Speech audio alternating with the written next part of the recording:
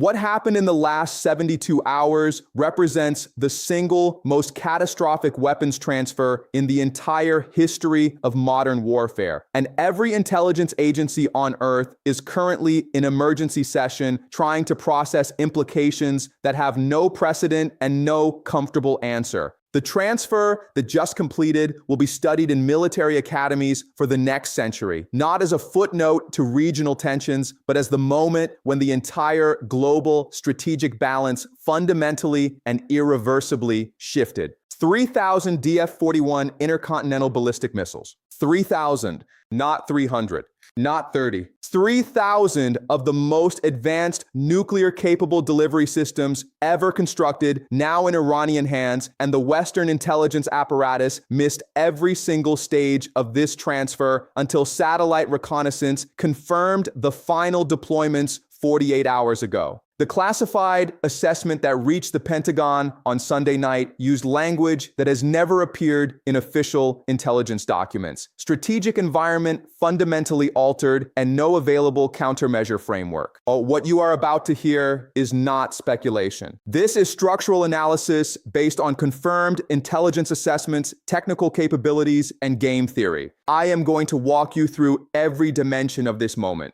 How did China and Iran execute the largest weapons transfer in human history without triggering Western interdiction? What does this mean for Israeli survival when facing 3,000 ICBMs that can reach any point in Israeli territory in under 8 minutes? Why would China cross this threshold now, after decades of relative restraint? And what does the world look like 72 hours from now when the strategic implications fully materialize? There are 3 questions that will structure everything that follows. First, the mechanics of transfer and concealment. Second, the technical and strategic implications for Israeli defense architecture. Third, the broader geopolitical restructuring this represents. By the time we reach the end of this analysis, you will understand why military planners are using the word unsurvivable in classified briefings, and why that assessment is not hyperbole, but cold mathematical reality. Let me start with the question that every defense analyst is asking right now. How did this happen? How do you move 3,000 intercontinental ballistic missiles, each weighing 45 metric tons, across 5,000 kilometers of territory without satellite detection, without signals, intelligence interception, without human intelligence reporting? The answer reveals something profound about American intelligence capabilities, or more precisely, about the systematic holes in those capabilities that adversaries have spent 2 decades learning to exploit. The transfer occurred in 3 phases over 18 months, and each phase exploited a different weakness in Western surveillance architecture. Phase 1 involved the construction of what satellite imagery identified as agricultural storage facilities across 6 Iranian provinces. These facilities, totaling 217 separate structures, were built using standard commercial construction contracts with no defense ministry involvement. The structures measured exactly 48 meters in length, which happens to be 2 meters longer than the DF-41 transport erector launcher vehicle. Western analysts saw warehouses. Iran and China saw dispersed storage infrastructure. Phase 2 began 14 months ago with a systematic increase in civilian cargo flights between China and Iran. The flights used standard commercial aviation routes, filed proper flight plans, and carried documentation listing agricultural equipment, industrial machinery, and infrastructure components. Each flight carried between 8 and 12 shipping containers. Over 14 months, this represented approximately 6,400 containers. The DF-41 system breaks down into modular components that fit standard shipping container dimensions. Every single one of those containers held missile components, and not one triggered interdiction because the intelligence screening focused on military transport aircraft and naval shipping. Phase 3 occurred over the last 90 days with a massive increase in heavy truck traffic on Iranian highways, again using civilian commercial vehicles with proper documentation. These vehicles moved systematically between central distribution points and the 217 storage facilities. Satellite reconnaissance noted the traffic increase, but classified it as infrastructure development related to Iran's economic recovery. The trucks were moving assembled missiles to dispersed deployment locations. Here is what you need to understand about this methodology. China and Iran did not try to hide a massive military operation. They hid individual commercial transactions that only revealed their true nature when aggregated over 18 months and analyzed through the correct interpretive framework. Western intelligence proved incapable of that aggregation until the deployment was complete. This represents a fundamental failure of analytical methodology, not technology. The technical specifications of what Iran now possesses are genuinely terrifying from an Israeli defense perspective. The DF-41 is China's most advanced ICBM system, with capabilities that fundamentally alter the strategic equation. Let me walk through the numbers, because the numbers explain why Israeli military planners are using the word unsurvivable.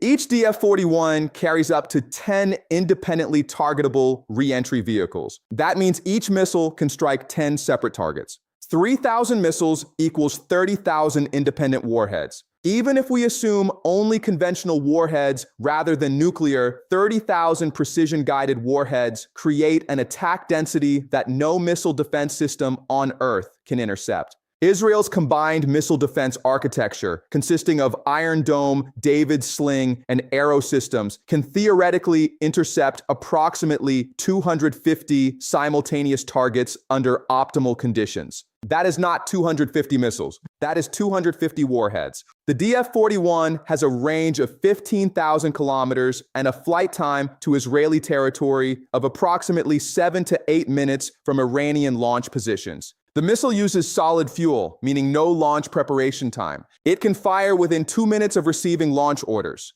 The system is road mobile, meaning the 3,000 missiles are dispersed across Iranian territory with no fixed locations. They can relocate within hours. The missiles use GPS, GLONASS, and Beidou navigation with terminal guidance accuracy of 100 meters, circular error probable. That level of precision means every missile hits within 100 meters of its intended target. Let me put those numbers into strategic context. Israel's total land area is 22,000 square kilometers. Iran now possesses the capability to place 30,000 precision warheads across that entire territory in an 8-minute window. There is no defense against that capability. The Arrow system, Israel's most advanced interceptor, costs approximately $3 million per missile. If Israel attempted to intercept even 10% of an Iranian first strike, the cost would be $90 billion, and the interception rate under saturation attack conditions would be approximately 15 to 20%.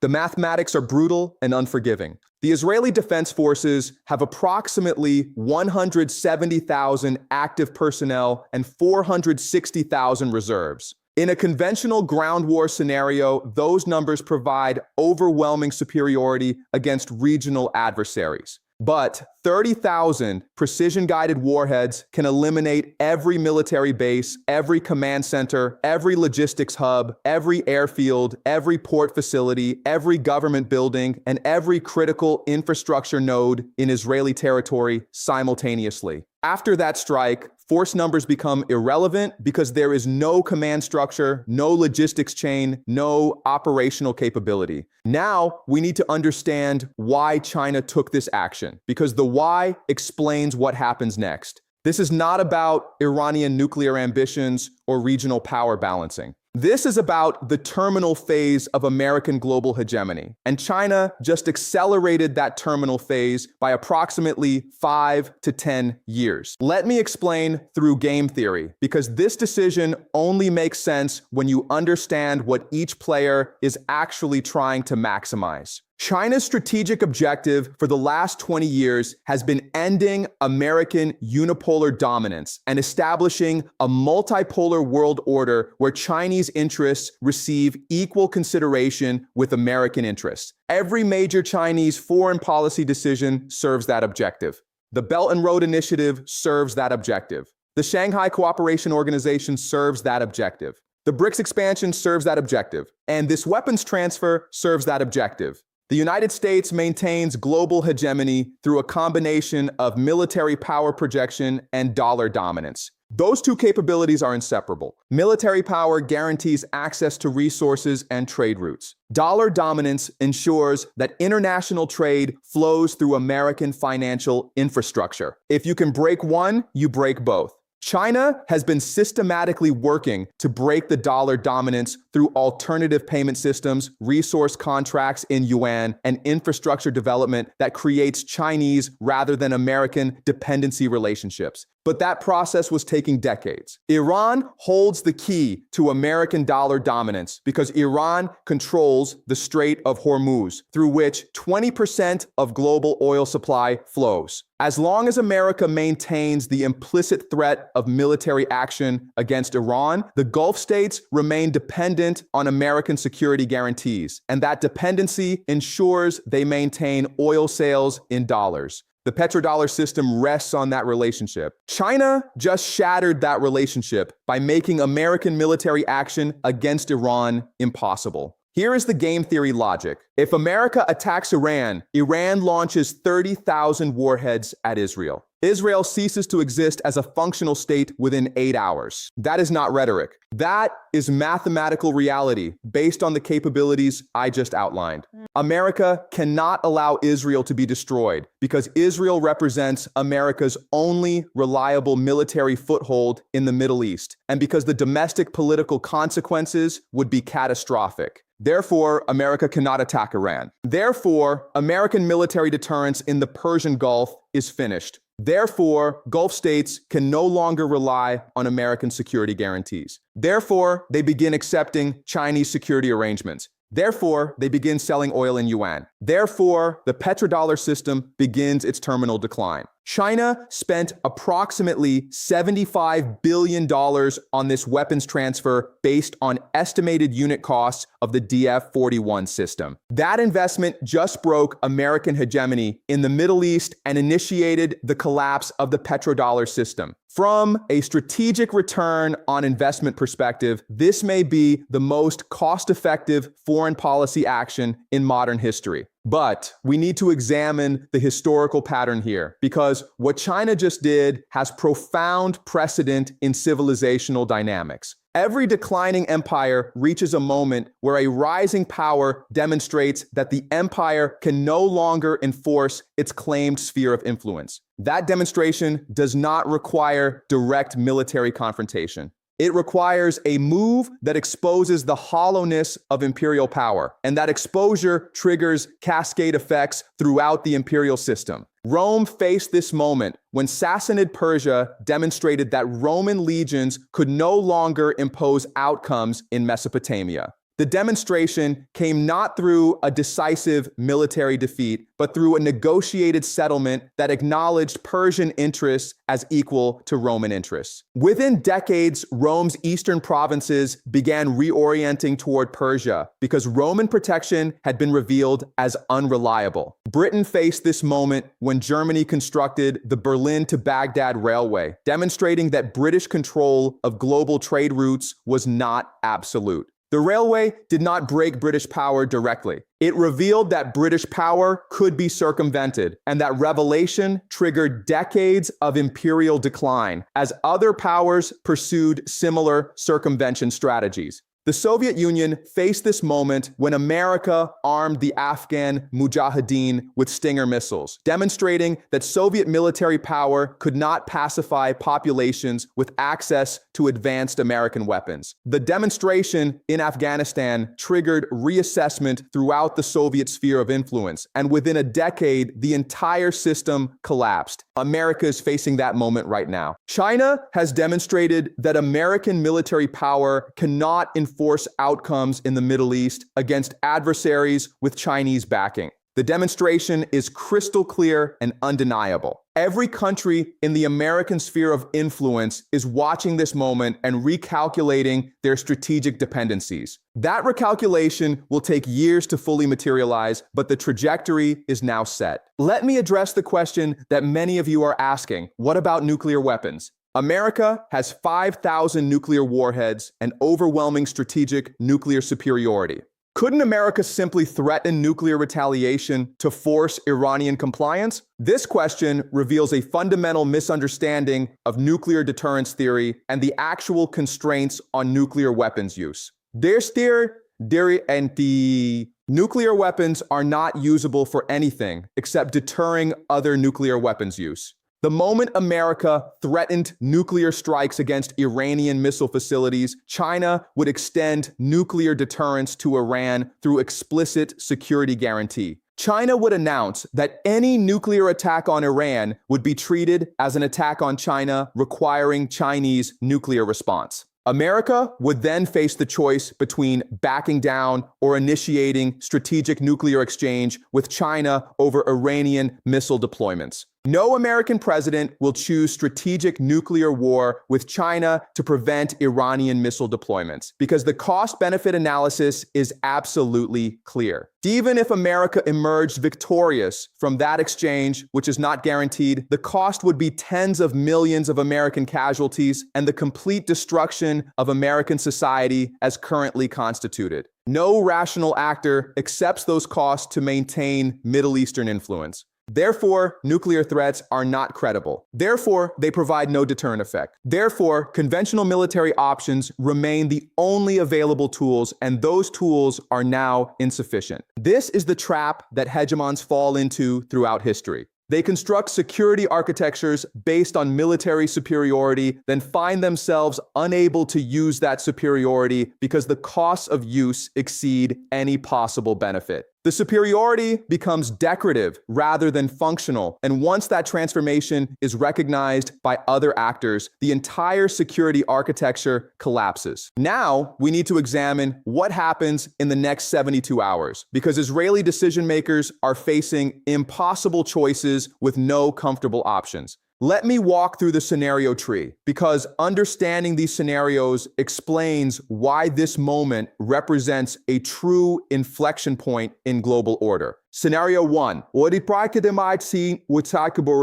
Israel attempts a preemptive strike against Iranian missile deployments. This scenario is the most dangerous because it is the most emotionally satisfying for Israeli leadership. The logic appears compelling. If Iran possesses weapons that make Israel unsurvivable, then eliminating those weapons becomes existential necessity regardless of costs or consequences. But examine the technical realities. 3,000 road-mobile missiles dispersed across Iranian territory with no fixed locations and the capability to relocate within hours. Israel would need to identify and strike 3,000 separate targets simultaneously to prevent Iranian retaliation. That mission profile is impossible with Israeli force structure. Israel possesses approximately 400 strike aircraft with realistic strike package of around 300 sorties in a single operation. Even if every sortie destroyed multiple targets, Israel might eliminate 300 to 400 missiles in a perfect strike, leaving 2,600 missiles for Iranian retaliation. And here is the critical factor. Iran knows Israel might attempt preemptive strike. Therefore, Iran has dispersed missile forces with orders to launch on warning.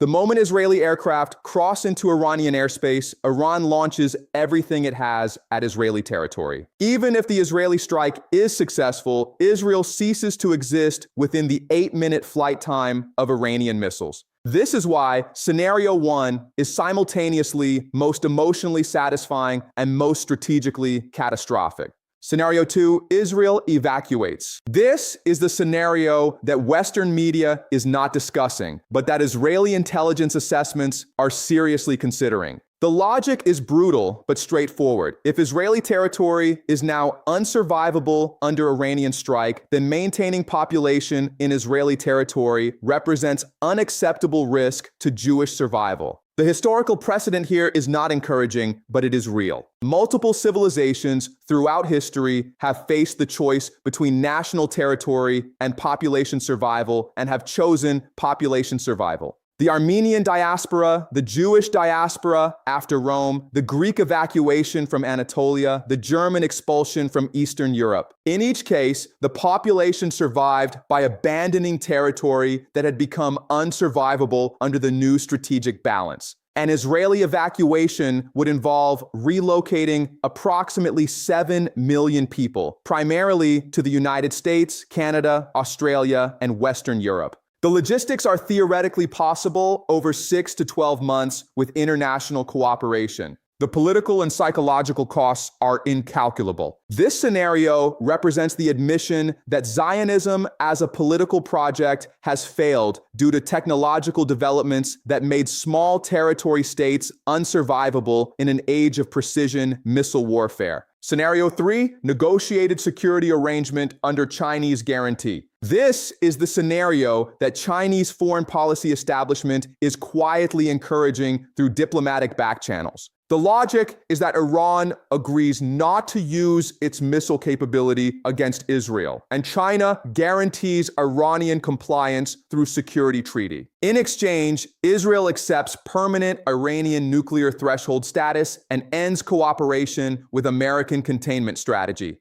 This scenario represents complete strategic realignment of Middle East power dynamics. Israel would be accepting Chinese rather than American security guarantee, and that acceptance would acknowledge that American power can no longer provide Israeli security. The psychological burden of that acknowledgement might prove too heavy for Israeli political culture to bear, but the mathematical reality may force acceptance regardless of psychological comfort. Scenario 4, American military intervention. This is the scenario that Pentagon wargaming consistently shows leading to catastrophic outcomes, but that domestic political pressure might force regardless. The logic is that America cannot allow Israel to be destroyed or evacuated because the political and strategic costs are unacceptable. Therefore, America must take military action to neutralize Iranian capabilities. But examine what that intervention would require. Ground invasion of Iran with sufficient force to locate and destroy 3,000 mobile missile launchers. Military planning estimates suggest that mission would require 2 to 3 million soldiers to control Iranian territory, and the campaign would last 10 to 15 years with casualties in the hundreds of thousands. America does not have 2 to 3 million soldiers available for deployment. Draft would be required. American society has no political consensus supporting draft for ground war in Iran. The intervention scenario leads to domestic political crisis in America, multi-front war across the Middle East as Iranian allies engage American forces, and economic collapse as oil markets respond to Persian Gulf instability. This scenario is simultaneously the most likely to be politically demanded and the most likely to produce American strategic defeat. Let me synthesize what we have examined. China has executed a weapons transfer that fundamentally alters the global strategic balance. Iran now possesses capability that makes Israeli territory unsurvivable under strike conditions. America cannot provide security guarantee that alters that mathematical reality. The petrodollar system is entering terminal phase as Gulf states recognize that American military power can no longer enforce outcomes in the Persian Gulf. Israeli leadership faces impossible choices between preemptive strike that ensures Israeli destruction, evacuation that acknowledges Zionist project failure, Chinese security guarantee that acknowledges American power failure, or American military intervention that produces strategic defeat. This is not prophecy. This is game theory and structural analysis. Every element I have outlined follows from the technical capabilities, strategic incentives, and historical patterns that shape great power competition. I might be wrong about specific predictions, and if I am wrong, we will come back and analyze exactly why the structural analysis failed to predict outcomes. But the framework itself is sound because it is built on forces that transcend individual decision-making. What happens in the next 72 hours will be studied for generations because we are watching the moment when one global order ends and another begins. The American unipolar moment lasted 33 years from the Soviet collapse in 1991 to this weapons transfer in 2024. That is a short imperial period by historical standards. Rome lasted 5 centuries. Britain lasted 2 centuries. America lasted 3 decades. The brevity tells you something about the instability of unipolar systems in an age of technological proliferation. I want you to think carefully about this framework. Question it. Test it against the news you are seeing over the next 72 hours. The most important thing is never to accept any analysis, including this one, without thinking critically about the evidence and the logic. What I have given you is a methodology for understanding structural forces that shape geopolitical outcomes. That methodology is more valuable than any specific prediction because it allows you to analyze events as they unfold rather than waiting for someone to tell you what to think. We are living through a historical turning point, and most people will not recognize it until years later when the transformation is complete and irreversible. You now have the framework to recognize what is happening in real time. Use that framework, question it, improve it, and watch carefully over the next 72 hours as this unfolds. Because history does not give many opportunities to witness the moment when one world order dies and another is born.